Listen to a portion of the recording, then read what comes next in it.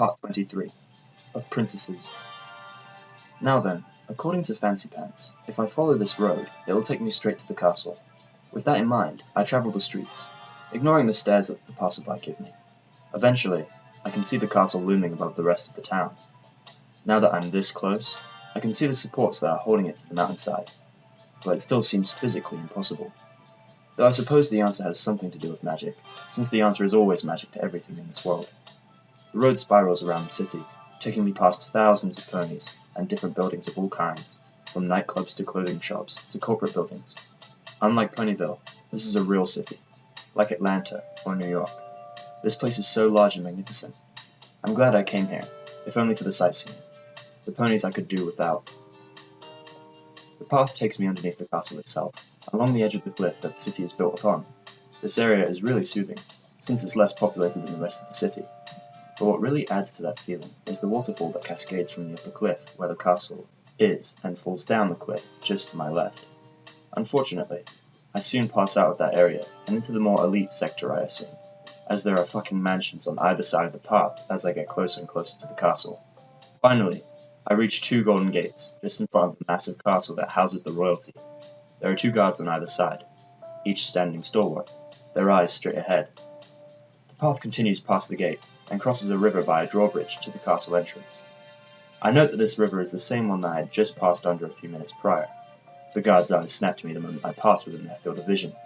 They don't take threatening stances, so I assume they knew I was coming beforehand. When I reach the gate, I push upon it, but it doesn't budge. I guess I have to talk to them first. I'm here to see the princess, I say somewhat awkwardly. One of the guards looks at the other, who nods.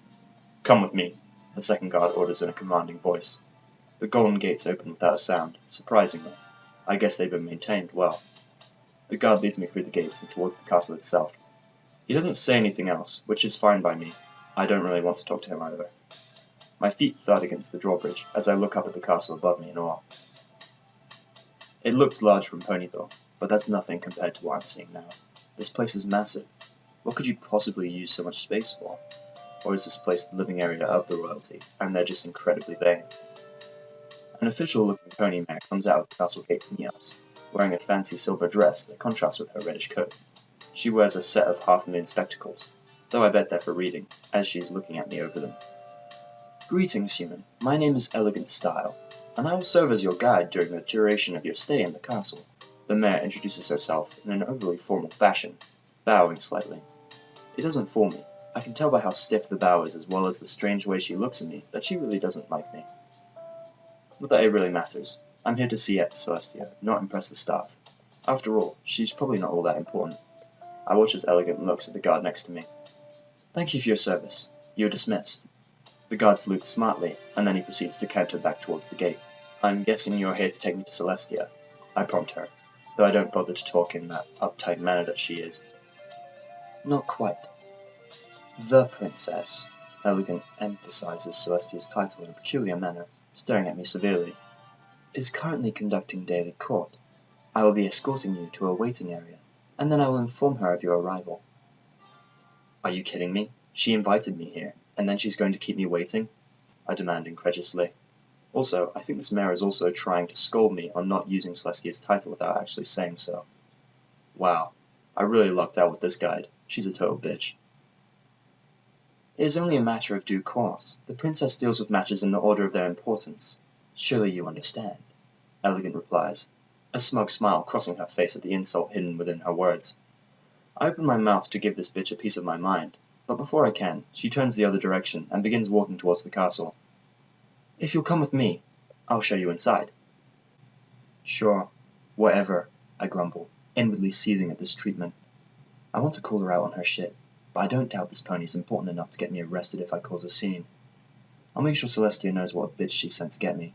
I better not be kept waiting too long. When we pass through the gate, we enter into a grand entrance hall, with marble floors gleaming in the light that shone from electric lamps that line the walls.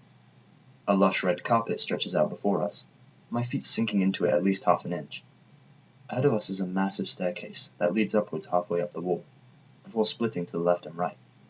Two silken tapestries hung from the wall at the platform just before the stairway splits. One of them is golden and emblazoned with the imagery of the sun.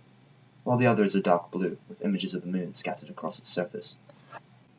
Instead of taking me up the stairs, Elegant leads me to the left side of the chamber, through a hallway. Security's pretty tight, huh? I remark, noticing the scores of royal guards lining the walls at regular intervals. I also notice that they're carrying weapons, surprisingly enough. These are the first weapons I've seen since getting here. All of these guards are unicorns, colored white or grey, and they're carrying spears or swords. But of course, this is the very pinnacle of Equestria civilization, and it stands to reason that we'd want to protect it with all of our might, Elegant answers with a hint of pride in her voice. I'm curious, why are they all unicorns? I ask. Elegant responds readily, happy to educate me or whatever. Security and defense of the castle falls to the Canterlot Royal Unicorn 1st Regiment, which you are seeing before you. Enforcing the law in the other major cities in Equestria falls to the Earth Pony Military Branch, Elegant explains. 1st Regiment? Does that mean that there's more than one? Right. Despite how peaceful everything seems to be in Equestria, I don't doubt that this country has its own army.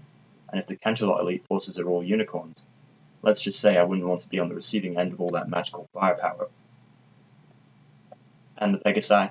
I prompt. The Canterlot Royal Pegasus Corps are Canterlot's eyes and ears, extensions of the princess's will. So they're like a pony equivalent of our Air Force, though I doubt they have any kind of aerial bombardment strategies. They're not like the princesses, who can use both magic and fly. That seems a little broken to me, but that's probably why they're still in power. Interesting, I say, just to let her know that I heard her. I wonder if I can find a guard that'll tell me more. I never enjoyed history in college, but I did enjoy learning about the military composition of each of the countries. Of course, and probably because I liked that, my professors never focused on the military aspect of history. Go figure. Quite. Now then, here we are, Elegant says, stopping after we enter a new room. This looks like a receiving room. There's several fancy couches and chairs lining the walls of the room, as well as a few tables, upon which bouquets of flowers rest in glass vases. Another hallway across the room leads to the other areas of the castle, and there is also another way out. This one seems to lead into a garden of sorts. I can smell a distinctly floral fragrance emanating from the door. Part of me wants to check it out. If you'll wait here patiently, I will inform the princess of your arrival. Got it, I respond simply. She soon leaves me on my own, as she heads back the way we came. Good. Now that she's gone, maybe I can take a look around. Like that garden. I'm not sure if I'm allowed to go in there, but if I get caught, we'll claim ignorance, and if that doesn't work, Celestia will bail me out. Walking through the door to the garden, my senses are assaulted by an overwhelming amount of colors, sounds, and scents. The path I'm walking in leads me through a metal archway, which is decorated with a vine of roses and tulips. On either side of me, as I walk, are arranged flower beds in which flowers of every kind are planted. I don't know very many flower names, so all I can really say is that there's blues, yellows, pinks, whites, and other colors. The amount of beauty in the garden is striking. 2 trees rise on either side as well. There's bird nests in the branches, some of which are currently occupied by blue jays and cardinals. I even see a squirrel run up the trunk, an acorn in its mouth. Then it hits me. How the fuck are these flowers blooming anyway, considering it's in the middle of winter? That shouldn't be possible. But there's no one for me to ask about that, so I'll file it away in my mind for later use. Continuing on, I pass under another metal archway into a clearing with a fountain in the center, as well as the other statues situated in the 4 corners of the area. Stone benches are arranged in a square fashion as well, their ends pointing to the statues in the corner. One statue in particular stands out to me, at the far end of the clearing. I can't make out what it is from here, so I approach it to get a closer look. It depicts the weirdest looking monster I've ever seen in my life. It is standing on a Greek-style pillar, a reptilian tail wrapped around it. Its body is a little like a snake, but its head is that of a dragon with mismatched ears, and a fucking beard of all things. Its 2 arms are almost mismatched, as one is like an eagle's talon, while the other is like a cat's paw. Its legs are even more fucked up, one being a hoof, and the other a claw. What the fuck is this? I mutter aloud. How can this be considered art? It's like someone got super high one day and decided, I'm gonna make a monster. God damn, this is ugly. That's Discord, the embodiment of chaos, a female voice responds, making me jump. I swear to God, if that's elegant, I'm gonna... It's not elegant. Turning around, I see a rather tall pony approaching me. She looks like she came from deeper in the garden. Fuck, she's about as tall as I am, if you count that horn of hers. I guess she's a unicorn. and oh my god, so much pink. Her coat is a light pink, and to my shock she also has wings. Both a horn and wings. She's just like Celestia and Luna. What's up with that? Anyhow, moving past that odd revelation, her mane, which is short on one side of her head, and cascades all the way down past her shoulders on the other, is actually 3 different colors, arranged in 3 individual stripes: violet, hot pink, and cream. Lastly, her cutie mark is a weird crystalline heart thing. Not the most orderly of creatures, is he? The mare remarks with an amused smile. She trots up to my side. I give a chuckle at her words. You're telling me. So that's this Discord I've heard so much about? Huh. He certainly lost out in the looks department, if you ask me. I agree. For all I've heard about him, I'd expected him to look somewhat more fearsome. But no, it looks like an artist took a potent dose of LSD and then tried to draw a dragon. The other mare finds that funny, giggling daintily at my words. Suddenly, I remember something important. Is this actually Discord? Like really him? Or is it just a statue? It's both, to be honest. This is what's left of Discord, after the elements of harmony took care of him, the mare replies, confirming my suspicions. So I'm essentially standing before a god. A really demented, fucked up looking god that looks like he's high, but still a god. So you're what fucked the laws of nature as I know them. Also, I've been talking to this mare without having any idea who she is. She's probably somewhat important, seeing as she's living in the damn castle. I turn around and look at her, and our gazes meet. I don't think either of us have any idea what to say. She coughs awkwardly, and I scratch the back of my head in a similar manner. So, what's your name? The mare asks tentatively, breaking the awkwardness at that. Wow, you're asking my name first, before my species? Surely it's a miracle, I say dryly before I can stop myself. Rather than being offended, she chuckles. I'd rather you know your name. I'd rather not ask your species, as I consider that rude of one to ask another, especially if we've just met. If you'd like to tell me, however, that's your business, she explains to me. I blink, nonplussed. What kind of... What? Why is... Well, I can sort of understand, seeing as whenever somebody asks what I am, it always pisses me off. Whatever, I guess. My name is Seth Rogers. Who the hell are you, then? I respond, though I'm nowhere near as polite as she is. As if waiting for that question, the mare draws herself up in an attempt to hold herself regally, though I can tell she's forcing it. My name is Princess Miyamore Cadenza. It is a pleasure to meet you, Sir Rogers, she says, and then immediately loses her composure, laughing. I'm sorry, I can't do it. I've never really been good at formalities. Princess me what now? I repeat dumbly, unable to pronounce her full name. That almost sounded Spanish. What? You're a princess? That's right, but I'd rather that not be an issue. Just call me Cadence, please, the mare answers kindly. I thought this was a diarchy, you know, sun and moon princesses. Where the hell do you fit in?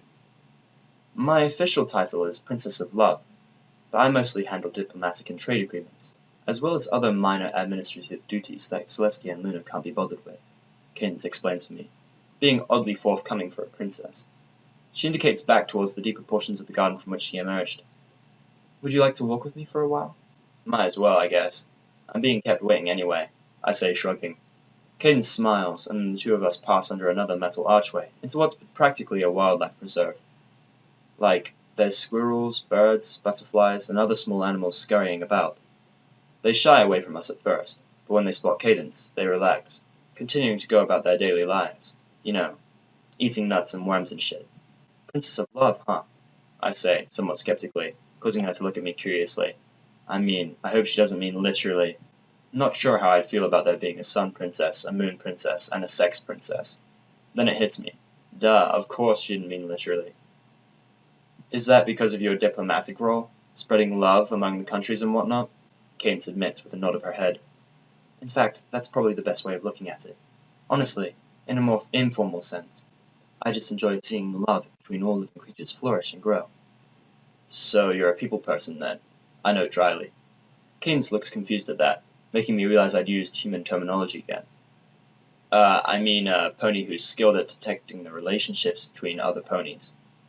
Oh, then I suppose I am a people person, as you put it, Cadence says, quirking an eyebrow.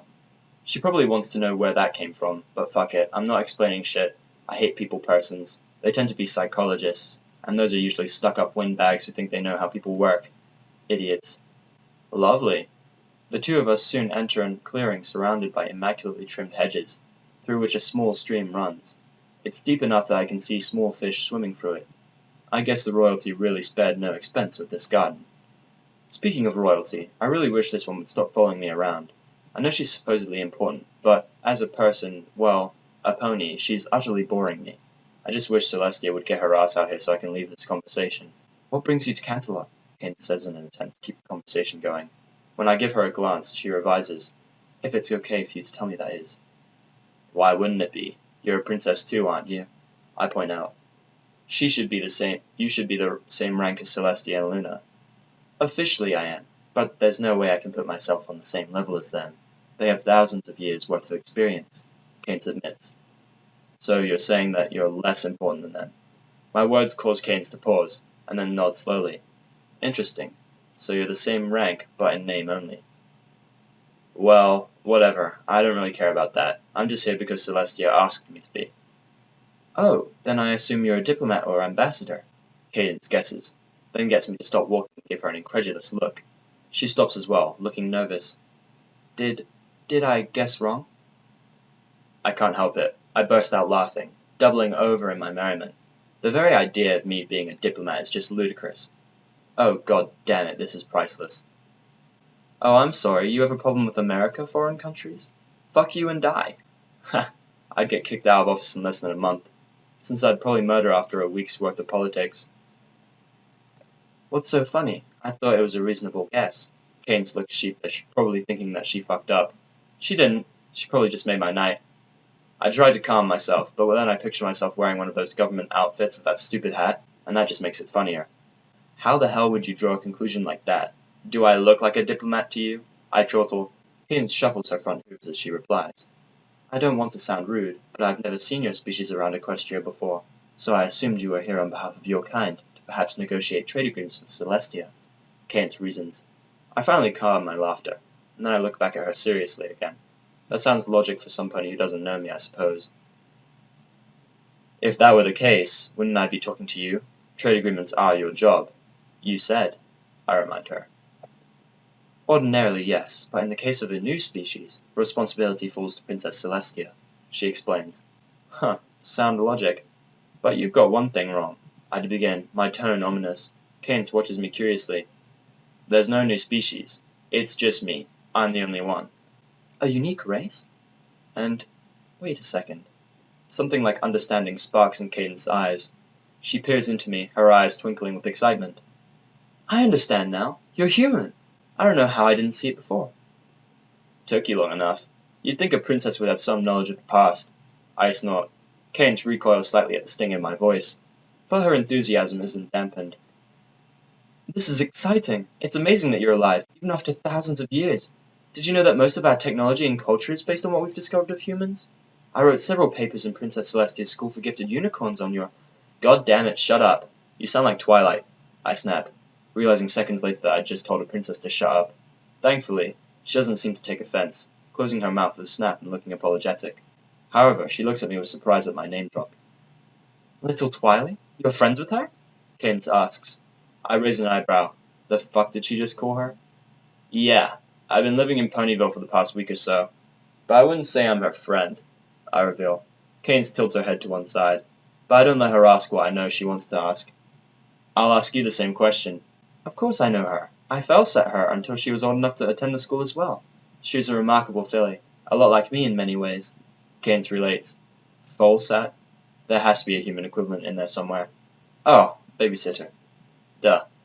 So I just met Twilight's babysitter, which means she's probably had that same tendency to go over the top with things.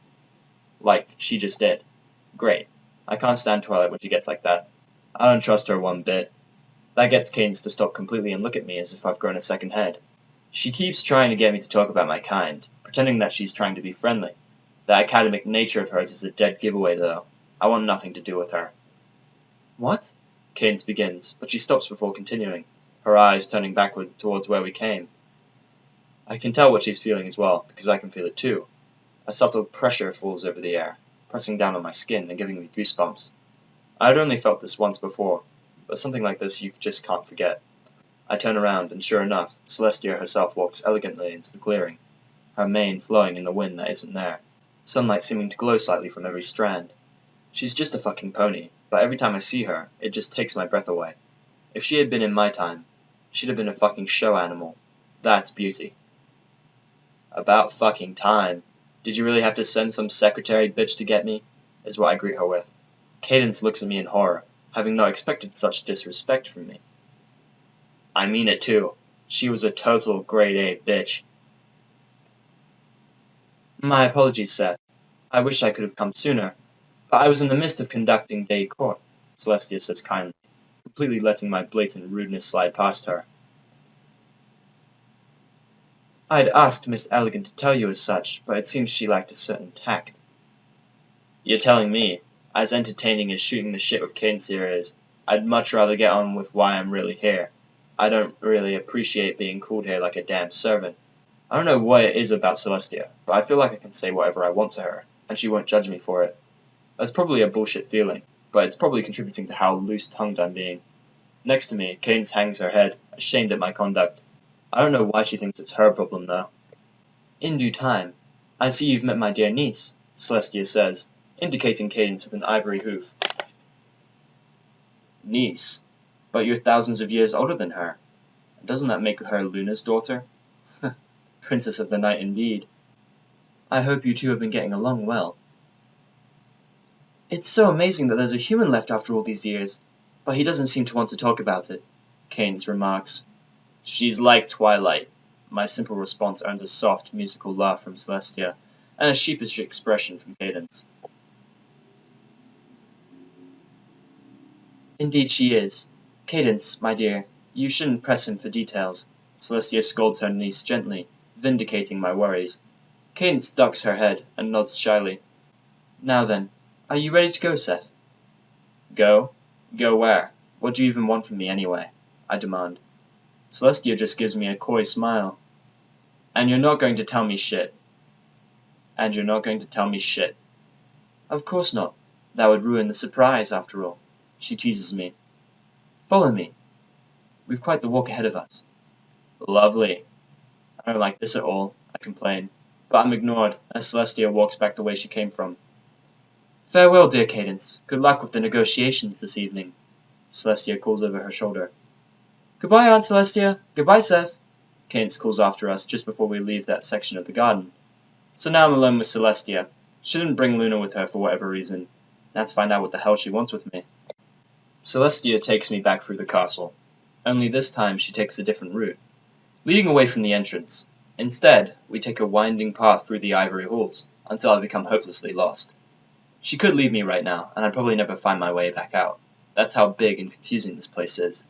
Can't they at least have color-coded hallways? I try to ask her where we're going again, but she won't tell me.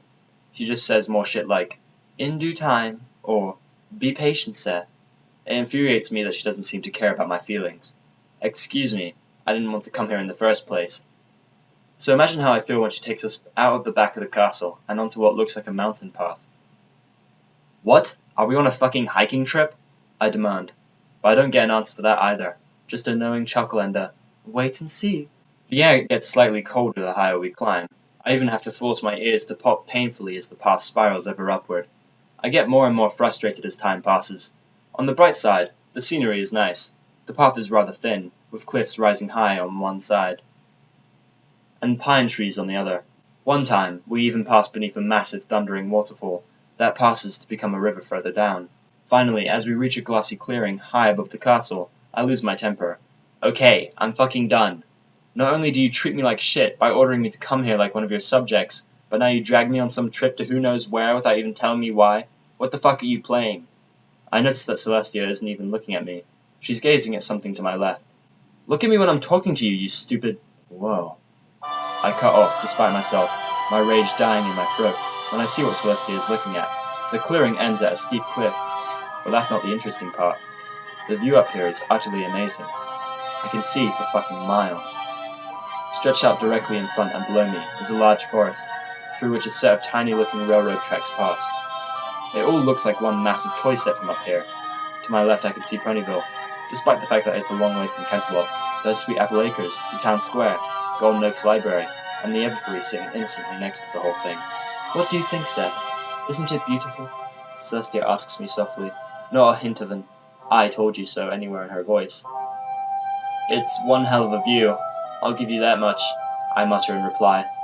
I'm not as mad at her as I was a second ago, because this is breathtaking.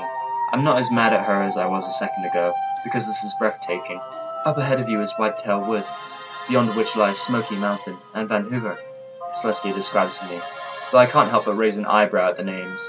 Van Hoover? Are you fucking kidding me? More human influence, I suppose.